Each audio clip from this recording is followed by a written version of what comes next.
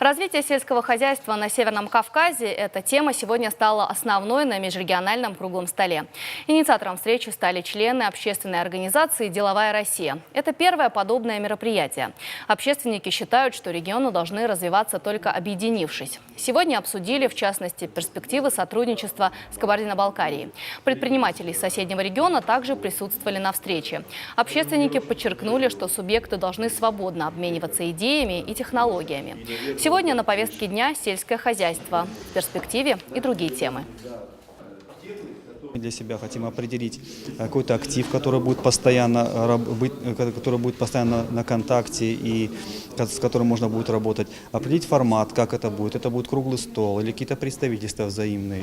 Сделаем разбивку по сельскому хозяйству, какая у нас специализация, какая у Кабардино-Балкарии. В дальнейшем, может быть, будут и Чечня, Ингушетия, Дагестан. То есть мы готовы, открыты для всех.